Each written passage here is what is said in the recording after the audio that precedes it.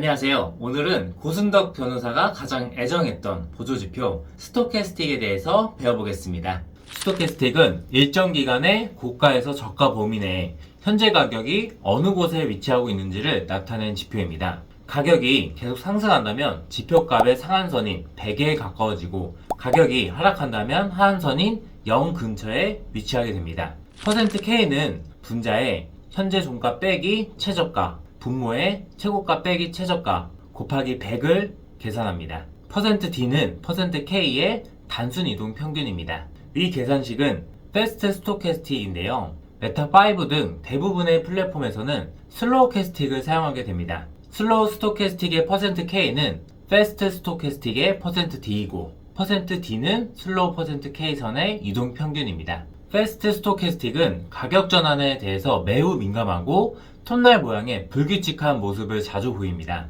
반면 슬로우 스토캐스틱은 부드러운 모습을 확인할 수 있는데요. 이런 차이 때문에 일반적으로 가격 변화에 덜 민감한 슬로우 스토캐스틱을 사용합니다. 우리는 슬로우 스토캐스틱을 기준으로 공부하겠습니다. 트레이더들이 주로 사용하는 지표 설정값을 알아보겠습니다. 스캘핑처럼 단기 투자를 하시는 분들은 533 세팅을, 중기는 1066 세팅을, 장기는 20, 12, 12 세팅 설정값을 사용합니다. 기간을 짧게 하면 감매도 또는 감매도 상태가 자주 나와 매매 기회를 늘려주지만 그만큼 거짓 신호가 많이 발생하게 됩니다. 그렇다면 지난 시간에 배운 RSI와는 무슨 차이일까요? 스토캐스틱의 경우 가격의 위치 기준으로 계산되기 때문에 시장 변동성에 매우 민감합니다. 반면 RSI는 평균 상승폭과 하락폭을 비교하여 강도를 측정하기 때문에 변동성이 낮고 단일 곡선으로 추세를 부드럽게 반영을 해줍니다. 일반적으로 보합 구간에서는 스토캐스틱이 선호되고요. 추세장에서는 RSI를 선호합니다. 같은 오실레이터 지표지만 차이가 있죠. 그렇다면 어느 구간에서 활용하기 좋을까요? 첫 번째로 보합 구간에서 어떤 지표보다 빠르게 감매도 또는 감매수 구간을 포착하여 매매할 수 있습니다. 두 번째로 다이버전스를 통해서 추세에서 보합 구간으로 전환되는 구간을 찾아낼 수가 있습니다. 세 번째로 추세 구간에서는 감매도 또는 감매수 기준 구간을 옮겨서 추세 구간에서도 사용할 수가 있습니다. 보합에서 추세로 전환되는 구간에서만 주의해서 사용하시면 됩니다. 지표를 통해 두 개의 진입 신호를 찾을 수 있는데요. 첫 번째로 스토캐스틱은 감매수 구간 80을 하향 돌파 시 매도 포지션을, 감매도 20 구간을 상향 돌파 시에는 매수 포지션을 진입할 수 있습니다. 상승 추세에서는 감매도 구간이 20까지 지표값이 떨어지지 않기 때문에 감매도 구간을 좀 높여서 30에서 40 높게 설정하고, 하락 추세에서는 감매수 구간을 70에서 60으로 낮게 설정을 해줍니다. 두 번째로 RSI와 달리 지표선이 두 개가 있기 때문에 감매수 또는 감매도 구간에서 %K, %D 교차를 이용해서 신호를 찾을 수도 있습니다. 첫 번째 신호보다 좀 더 빠르고 정확한 신호를 찾을 수가 있죠. 현재 차트에서는 80 이상 감매수 구간에서 총 3번의 매도 신호가, 20 이하 감매도 상태에서는 1번의 매수 신호가 나왔습니다. 스토캐스틱은 보합 구간에서도 세밀하게 가격 움직임을 파악하게 해줍니다. 위 차트와 같이 가격 움직임이 크지 않은 구간에서도 스토캐스틱은 명확하게 감매수 또는 감매도 구간을 찾아낼 수 있습니다. 지난 시간에 배운 MACD와 마찬가지로 상승 또는 하락 다이버전스를 통해 추세 전환 구간을 찾아낼 수가 있습니다. 상승 다이버전스는 지표의 저점이 상승하고 하락 다이버전스는 지표의 고점이 하락한다만 꼭 기억을 해주세요. 가격은 평행할 수도 있고 떨어질 수 있기 때문에 지표의 방향성이 중요합니다. 차트를 보시면 첫 번째 구간에서 상승 다이버전스가 보이고 추세가 전환되어 가격이 상승했습니다.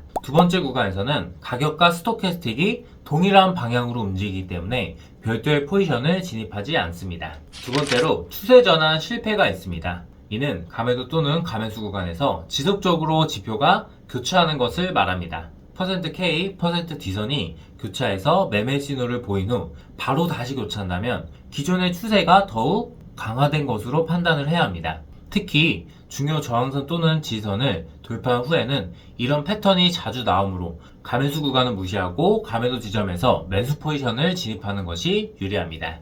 이어서 스토캐스틱과 채널선을 조합한 실전 매매 기법을 배워보겠습니다. 매매 원칙 첫 번째로 채널선의 추세대로 매매를 하는 것입니다. 하락 추세라면 매도 진입, 상승 추세라면 매수 진입만 해야 합니다.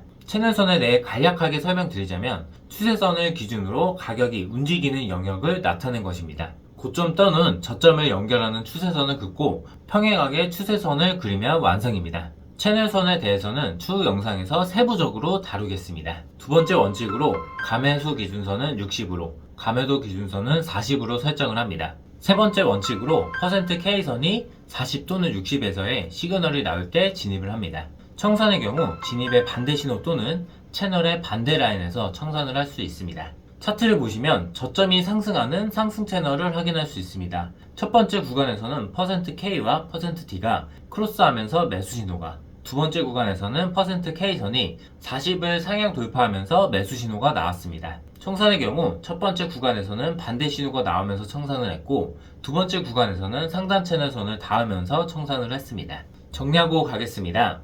왓, 일정 기간의 고가에서 저가 범위 내에 현재 가격이 어느 곳에 위치하고 있는지를 나타낸 지표입니다. 왜요? 보합 구간, 추세에서 보합 구간, 기준선을 변경하여 추세 구간에서도 사용할 수 있습니다. when, 감매도 또는 감매수 기준선을 상향 또는 하향 돌파 시 %K와 %T의 교차 시 진입 신호입니다. Y, 변동성이 작은 보합 구간에서도 세밀하게 가격 움직임을 파악할 수 있습니다. How, 추세 전환을 예고하는 다이버전스, 추세 전환 시 실패 시 대응법, 그리고 실전 매매 기법까지 배워봤습니다. 지금까지 이동평균선, 볼리저 밴드, MACD, RSI, 스토캐스틱 총 5가지에 대해서 배워봤습니다. 이 5개의 지표의 개념과 활용법을 다 익히셨다면 더 이상의 다른 보조지표는 필요가 없습니다. 추세 구간, 보합 구간, 추세 전환 구간 모든 곳에서 사용을 할 수 있기 때문이죠. 이제 필요한 것은 반복해서 활용하여 본인의 것으로 만드는 것입니다. 그럼 다음 시간에 뵙겠습니다. 감사합니다.